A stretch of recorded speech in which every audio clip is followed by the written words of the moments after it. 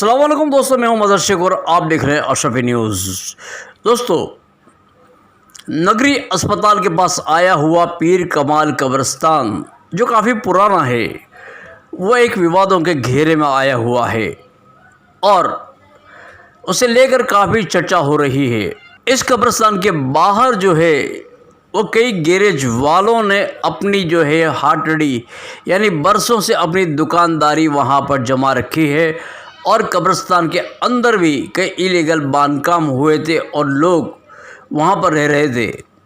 इन सब चीज़ों को हटाया गया, लेकिन फ़िलहाल भी कॉरपोरेशन की जानिब से हाई कोर्ट ने एक ऑर्डर जारी किया है कि जो दुकानदार आगे हैं उन्हें हटाए जाएं। लेकिन इस बात पर वक़्त ट्रिब्यूनल में एक रेट दायर की है, उसके फ़ैसले का इंतज़ार है।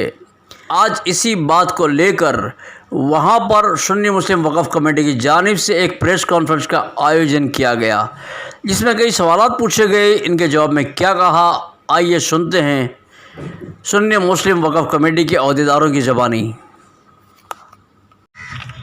फ़िलहाल अभी अहमदाबाद सुन्नी मुस्लिम वक़फ़ कमेटी की जानिब से मैं यहाँ बैठा हूँ। मैं वक़फ़ कमेटी का ट्रस्टी हूँ।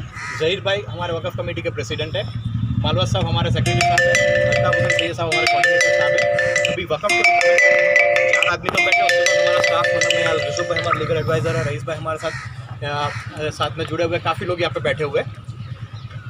आज का मीटिंग का मकसद ये है कि सबसे पहले तो मतलब मैं अहमदाबाद सुन्नी मुस्लिम वक़फ़ कमेटी क्या है, दूसरे वक्त अपने ये पीर कमाल कब्रिस्तान के बारे में अपने जो इन्फॉर्मेशन लेनी है, उसके बारे में जो गलत फहमी है वो थोड़ी बहुत लोगों को समझना है, देखना है। और यहीं पे हम लोग ने प्रेस कॉन्फ्रेंस रखने का मतलब ही ये हैगा कि यहाँ नज़र के सामने आप देख सकते हो कि कब्रिस्तान के अंदर कंपाउंड वॉल के पीछे अंदर की तरफ क्या कितनी सफाई हो चुकी है और क्या हो चुका है। और जिसने पहले देखा होगा कब्रिस्तान, मतलब मैं ऐसे 15 रोज़ महीने पहले 2 महीने पहले, उनको पता होगा कब्रिस्तान में कितना इंक्रोचमेंट था।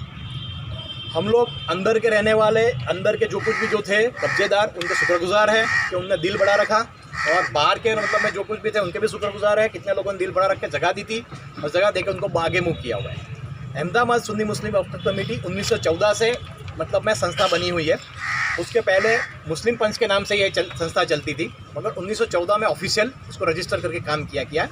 टेक्निकल वर्ड मतलब मत करना कि रजिस्टर उस वक्त पे अलग वर्ड था, आज के ज़माने का रजिस्टर वर्ड का अलग हैगा।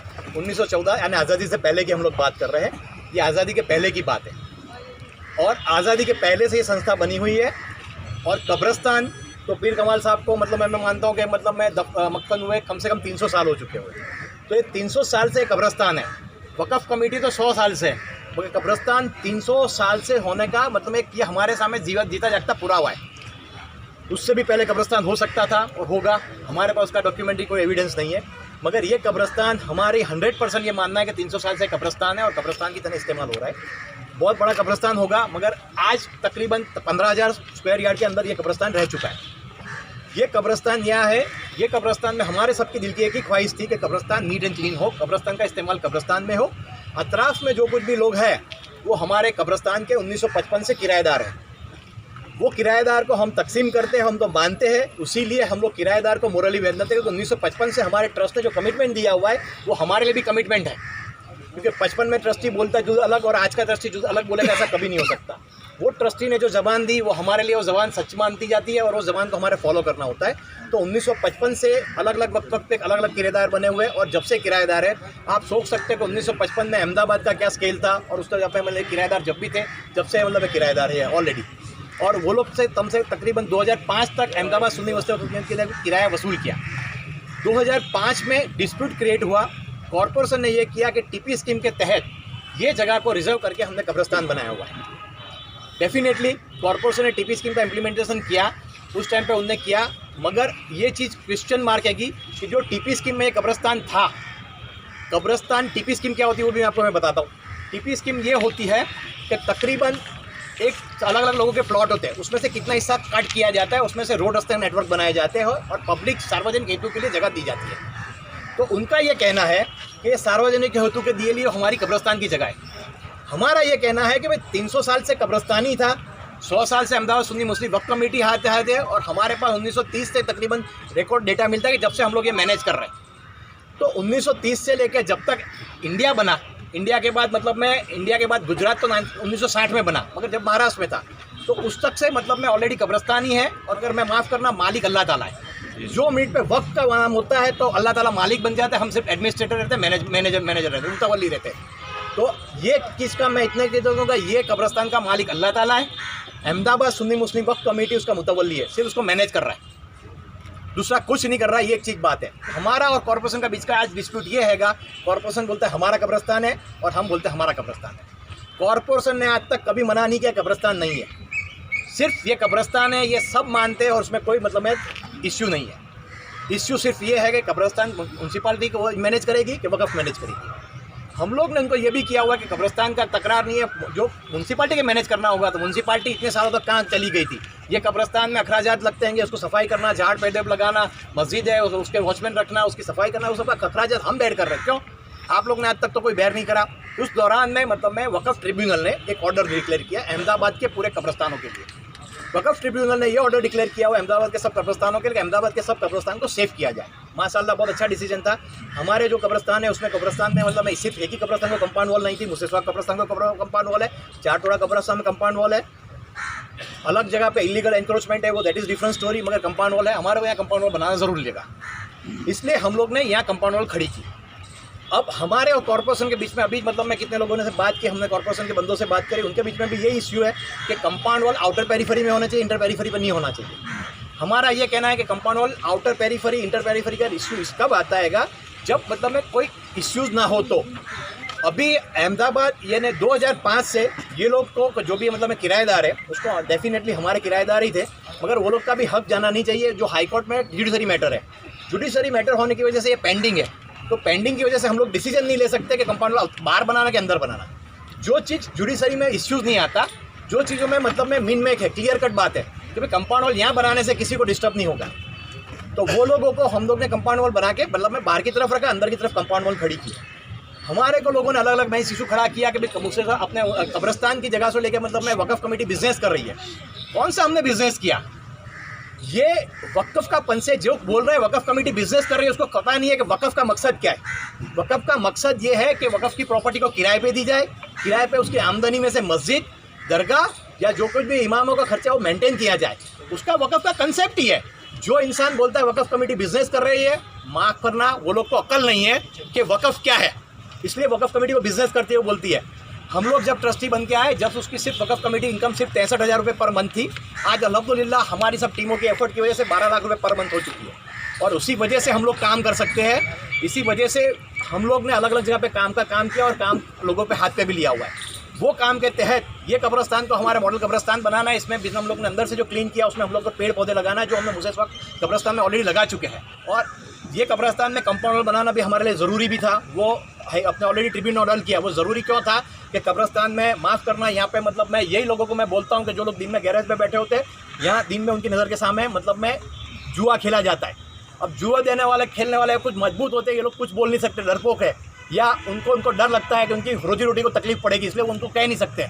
यहाँ दारू का जो अपने देसी दारू का ऑलरेडी अड्डा चल रहेगा, ऑलरेडी उसके लिए बार बार हम लोग ने कंप्लेन की हुई है। पुलिस की तरफ से 2 दिन बंद होता है और पुलिस की तरफ से उसको फोर्स किया जाता है दारू चलाने के लिए। आप जाके देख सकते हो, आज चालू है कि नहीं है? अभी चालू है क्या बंद है? बंद है। कितने दिन से? 2 दिन से? 2 दिन से एक बंद है दारू का अड्डा। ये आपको समझ पड़ना चाहिए कि ये दारू भी यहाँ बिकता है, यहाँ मतलब में ऑलरेडी चलता है। इसके लिए हम लोग ने पुलिस ऑलरेडी काम कर रहा है। इसी वजह से कब्रस्तान की कंपाउंड ऊँची होने के बाद हमारा उसके अंदर सीसीटीवी लगाना है, और सीसीटीवी लगाने के बाद ये लोग पे एक्शन लेने का प्रोग्राम है। हम लोग बार बार पुलिस को कहने के बावजूद ऑलरेडी एक्शन नहीं हो चुका है। राइटिंग में हम लोग को पुलिस को कंप्लेन की हुई है, फोन वर्बली तो की हुआ है, राइटिंग में कंप्लेन की, उसके बावजूद एक्शन नहीं हुए। इसी वजह से कंपाउंड को ऊंची करके हमारे यहाँ सीसीटीवी लगाने का टारगेट है, और सीसीटीवी लगाने के बाद यहाँ पे होती गलत एक्टिविटी को सबको बंद करने का हमारा टारगेट है। और उसको हमारे टारगेट को लोग शॉर्ट साइटेड नज़र से देखते हैं कि भाई आपने कब्रस्तान को मतलब एक बिजनेस का सेंटर बना दिया हुआ है। वो अलग सोचेगी, वक़्फ़ कमेटी मनमानी करती है। हम वो लोग को मतलब में ये कहा जाता है कि आज तक लोग पूछ ले, डेफिनेटली मनमानी हम लोग करते हैं, कायदे की नज़र से देख के। मनमानी यानी वो कायदा किराएदार बोलेगा कि साहब 10 रुपये किराया कर दो, तो 10 रुपये किराया हम लोग मानेंगे। वक़्फ़ के एक्ट के हिसाब से चलेंगे तो हम लोग उसको 2,000 रुपये मांगेंगे, तो मनमानी लगती है। तो वो मनमानी हमारी नहीं है, हम एक्ट के हिसाब से चल रहे हैं और कौम के आवाम के फ़ायदे के लिए काम करते हैं। उसको लोग मनमानी समझते तो समझने दो, हमको उससे कोई फ़र्क नहीं पड़ता। हम एक्ट के हिसाब से काम करते हैं, लोगों के लिए काम करते हैं, और हमारे समाज के लिए काम करना है। तो हम लोग जो अलग अलग लोगों से बोलने वाले से डरते नहीं है। बोले वक़्फ़ कमेटी बिजनेस बना दिया है, हमारे को कोई लेना देना नहीं है। वक़्फ़ कमेटी को मतलब मैं मनमानी करते उससे कोई लेना देना नहीं है। हम अल्लाह को हाजिर नाजिर रख के काम करते हैं और कौम के लिए काम करना है। अल्हम्दुलिल्लाह आज तक हम लोग ने ट्रस्टियों के स्टाफ ने कोई गलत काम नहीं करा, इसलिए आज खुलेआम बैठ के बैठे हुए छाती ठोक के आपसे बात कर सकते हैं। हम लोग गलत काम नहीं करते, इसी वजह से छाती ठोक के बोलते हैं। लोग पीठ पीछे खोटी खोटी बातें करते हैं और पेपर में अलग अलग न्यूज़ निकाल के आएंगे। उनको बोलते हैं कि आप प्रूव करके बताओ, सच्चाई की या पे दार पे बोलो। बोलने में कुछ भी बोलने से क्या होता है, बोलने से हम लोग नहीं मानो, फैक्ट पे बात करो। और फैक्ट पे बात हो तो आपको डॉक्यूमेंट्री एविडेंस लाओ। एक डॉक्यूमेंट्री एविडेंस लाए बगैर बात नहीं करना चाहिए, फैक्ट के ऊपर बात करना चाहिए। अभी हमारे कॉर्पोरेशन वालों से मीटिंग हुई, कॉर्पोरेशन वालों को भी यही बताया हुआ है कि आउटर पेरीफेरी पर भी हम लोग फेंसिंग करना चाहते हैं और जरूर पड़ी तो कंपाउंड वॉल विथ मतलब में गैप करके वो लोग कॉर्पोरेशन वालों को भी हम लोग कन्विंस करेंगे। कॉर्पोरेशन वालों पर भी प्रेशर किया जा रहा है अलग अलग लोगों की तरफ से, कंपाउंड वॉल क्यों क्रिएट नहीं कर रहे। डेफिनेटली वो लोग भी कायदे के गुलाम है और कायदे से बंधे हुए हैं। अभी हम लोग ने ये लोग से लेने के बाद कमिटमेंट ली हुई है कि ऑलरेडी हम लोग कॉर्पोरेशन से रिप्रेजेंट करेंगे। कॉर्पोरेशन से रिप्रेजेंट करने के बाद आगे की भी फेंसिंग का काम हो जाएगा, जिसकी वजह से लोग जो गैरेज वाले हैं वो बाहर की तरफ गाड़ी पार्क करते, लोगों को डिस्टर्ब करते, वो गलत काम है। वो चीज़ नहीं होना चाहिए। इसकी वजह से वो लोग का भी स्टैंड सही है, हम लोग उसको पूरा सपोर्ट करते हैं और ये लोग से कमिटमेंट हम लोग लेना मांगते हैं कि आप लोग कंपाउंड वॉल को आगे फेंसिंग करो या मतलब में जो कुछ भी करना है उसको बैठ के नेगोशिएट करके काम करते हैं। फेंसिंग करना या आरसीसी का वॉल करना आपके अप्रोच के साथ का रास्ता रखेंगे, वो जो भी ऑलरेडी आपसे डिस्कस में हुआ बात है। हम लोग वो हर चीज़ करना चाहते हैं जो कायदे के रूल्स रेगुलेशन में हो, मगर हम लोग किसी से डरना नहीं चाहते हैं और पीठ पीछे बोलने वालों से हम लोग उनसे डरना भी नहीं चाहते। हम लोग कुत्ते की तरह पीछे भौंकने वाले हैं, उससे हम लोग कैद भी नहीं रख सकते। अब आपको जो भी पूछना हो पूछना। रिजल्ट भाई, अच्छा सवाल ये कि जो बाहर जो दुकानें हैं, आप फेंसिंग और आउटर वॉल जो बात कर रहे हैं, उसके बाद में जो दुकानें हैं उनका क्या होगा? क्या म्यूनसिपालिटी की तरफ से उन पर कुछ एक्शन लिया जाएगा या वो दुकानें वहीं पर रहेगी, क्या है उसका? दूसरा आपने बताया कि 300 साल पुराना है, म्यूनसिपालिटी इसको मानती है नहीं मानती है, इसको लेकर भी क्या कभी कोर्ट में जाने की नौबत आएगी, ऐसा लगता है आपको? नहीं देखो बाबू, म्यूनसिपालिटी मानती कब्रस्तान है, उसमें तो कोई शक ही नहीं है। म्यूनसिपालिटी ने भी रिजर्व में कब्रस्तान ही रिजर्व किया हुआ है, यानी ये कब्रस्तान रिजर्व है, वो उसमें कोई बेशक कोई तकलीफ नहीं है। एक चीज़ ये बात आपकी क्लियर हो गई, ये कब्रस्तान तो है ही, म्यूनसिपालिटी पर हम भी मानते हैं। सिर्फ डिस्प्यूट क्या है, म्यूनसिपालिटी बोलती है कि हमारी मालिकी क्या है, वक़्फ़ कमेटी बोलती है कि हम इसके मुतवल्ली हैं। ये अहमदाबाद सुन्नी मुस्लिम वक़्फ़ कमेटी के अल्लाह ताला के जो मानते हैं उसकी मालिकी का है, ये इतना ही डिस्प्यूट है, दूसरा कोई डिस्प्यूट नहीं है। एक आउटर पेरीफेरी पे जो कुछ भी होगा वो हम लोग मतलब मैं वो बोलते हैं, उनको भी हम लोग ने हर बार बोला हुआ है कि आप वक़्फ़ के किराएदार 2005 तक थे, जब तक आपने किराया दिया, उसके बाद आप वक़्फ़ के किराया मोरल ही हो। आप लोगों ने कभी किराया दिया नहीं है और हम लोगों ने कभी किराया मांगा नहीं है कि उस टाइम पे जो भी इश्यू हुआ उसकी वजह से आपको जब तक हाई कोर्ट कोई डिसीजन नहीं देती या कोई कोर्ट की तरफ से डायरेक्शन नहीं मिलता, वहाँ तक आप लोग मतलब मैं कुछ भी नहीं करूँगा। कोर्ट बोलेगी कि भाई आपको खाली करना है, क्योंकि ये सब जुडिशरी मैटर है, कोर्ट बोले खाली करना तो इनका खाली करना ही पड़ेगा और हम लोग उनमें एक्शन में शरीक करेंगे, कोर्ट का हुक्म को 100% मानेंगे। मगर वो अभी सब जुडिशरी मैटर है 2005 से। 2005 के बाद जो जजमेंट आएगा वो जजमेंट को हम और ये लोग मानने के लिए सब तैयार है, उसमें कोई प्रॉब्लम नहीं। जो शराब और जुए की जो बात है यहाँ पर, जो वो लोग कौन है, कहाँ के लोग हैं, क्या यही का इतना लोग यहाँ के किराएदार रहे हैं या बाहर के हैं? वो बाहर के लोग हैं। अच्छा, 2006 से जब अकील कुरैशी साहब ने ऑर्डर करा कि भाई ये बाहर का सब तोड़ डालो, तो उसके बाद आपने आज तक कंपाउंड वॉल क्यों नहीं बनाया? आज तक क्या मजबूरी रही आपकी? ऑलरेडी अकील कुरैशी साहब का ऑर्डर जो था वो ऑर्डर को सिस्टमेटिक पढ़ा जाए तो ऑर्डर के मतलब इसमें उनने ये डिस्प्यूट को माना हुआ है कि मतलब में दोनों के बीच में क्या डिस्प्यूट है। एक और उनने इनके आगे इलीगल एनक्रोचर, ये हमारे इलीगल एनक्रोचर नहीं है, ये अहमदाबाद सुन्नी मुस्लिम वक़्फ़ कमेटी के ऑफिशियल किराएदार है जो रिकॉर्ड पे, इसलिए मोरली हमने उनको सपोर्ट कर रहे हैं मोरली, क्योंकि जब तक official clear cut black and white में जजमेंट नहीं आता, जब तक हमारे लिए भी गाइडलाइन क्लियर नहीं होती, इसलिए जुडिशरी मैटर होने की वजह से इसको हम लोग एक्शन नहीं ले सके।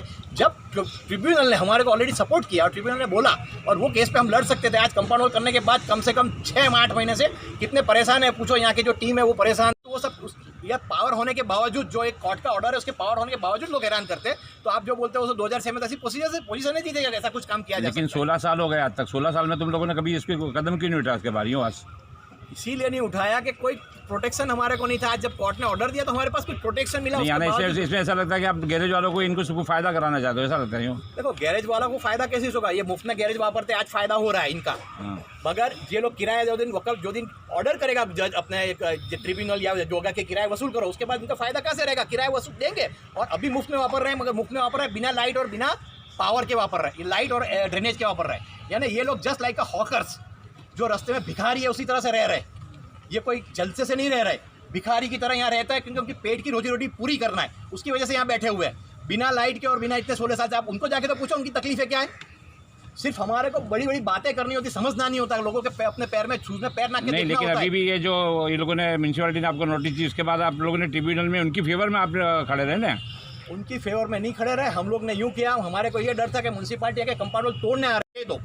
हम लोग ने उसमें कुछ नहीं कहा कि भाई आप किराएदार को करो, और अनऑफिशियल ट्रिब्यूनल की तरफ से भी हमारे को मैसेज मिलता है कि आप किराया क्यों वसूल नहीं करते, 2006 से लेकर अभी इतने साल तक मुफ्त में क्यों रहे, मुफ्त में रहे। वक़्फ़ का नुकसान है, समाज का नुकसान है, वक़्फ़ का नुकसान है वो समाज का नुकसान है फाइनली। तो उसी से वो क्या आता है। तो इसलिए हम लोग की भी प्रोसीजर चल रही है कि अल्हम्दुलिल्लाह जो कॉरपोरेशन मानेगी, कोर्ट मानेगी, और ये लोग को तो मानना ही पड़ेगा, इनके पास they don't have a choice, इनके मानना ही पड़ेगा। और मान के मतलब इसका एक सॉल्यूशन लाना है, और सॉल्यूशन ला के इनको हम लोग यहाँ रखना है। क्योंकि जो इंसान 1955 से हमारा किराएदार है और 55 से लेकर 2005 तक जिसने किराया दिया, उनके किराए की वजह से अहमदाबाद सुन्नी मुस्लिम वक्फ कमेटी की मस्जिदों का मेंटेनेंस हुआ, वो हमारा उनने हक की हलाल की कमाई से उसकी वक्फ कमेटी को किराया दिया है। ऐसे लोगों से हम लोग कैसे डिनाई कर सकते हैं, वो हमारे किराएदार है, उसको हम लोग डिनाई नहीं करते। मगर जब तक वो लोग वक्फ एक्ट के अंदर हिसाब से चलते हैं, गलत एंक्रोचर नहीं कर रहे। उनकी तकलीफ ये थी कि वो लोग वहाँ रहते अंदर एंक्रोचर करते, अंदर रखा पूरा कब्रिस्तान वापर रहे थे, वो उनकी गलती थी। इसी वजह से हम लोग उनको कहते थे कब्रिस्तान खाली करो, अंदर से हमारे को बिल्कुल खाली चाहिए। तो इसलिए हम लोग ने कब्रिस्तान खाली करवाया, जो ऑलरेडी ट्रिब्यूनल ने हमारे को ऑर्डर किया, उसका हम लोग ने प्रॉपर्ली इंप्लीमेंटेशन किया हुआ है। एंक्रोचमेंट सिर्फ नज़रियात का है, नज़रियात में किराएदार और वक़्फ़। वो वक़्फ़ जो दिन कोर्ट ऑर्डर करेगी कि ये लोग एंक्रोचर है, इनको हम लोग खाली करेंगे और हम लोग इनको ब्लैक पकड़ देंगे, जो एंक्रोचमेंट रहेगा ही नहीं उस दिन। और जो दिन कोर्ट ऑर्डर करेगा कि वक़्फ़ के किराएदार हमसे पैसा वसूल करेंगे किराए का, तो भी एंक्रोचमेंट कहाँ से है? एंक्रोचर है ही नहीं। और वक़्फ़ ये मुसेसवा कब्रिस्तान में कभी भी एंक्रोचमेंट रहा ही नहीं है, ये चीज़ समझने का है। एंक्रोचमेंट पीर कमाल कब्रिस्तान में, और एंक्रोचमेंट अंदर था ये लोगों की खराब नीयत की वजह से, जो अंदर इस्तेमाल करते थे ज़रूर से ज़्यादा। उनको जगह अलॉट की थी 400 स्क्वायर फुट या 1000 स्क्वायर फुट, जगह का वापर थे 2000 स्क्वायर फुट या 1500 स्क्वायर फुट। वो उनकी नीयत खराब थी, उसकी वजह से था। आज उनको रियलाइज़ हो चुका है कि उनकी नीयत खराब थी, उसी वजह से आज उनको तकलीफ में है वो। अब उनने नीयत साफ़ की हुई है, इंशाल्लाह ये लोग हमारे साथ दे रहे हैं, हमारे साथ के हिसाब से हम लोग कब्रिस्तान को क्लीन कर रहे हैं, ये हमारी मुहिम है।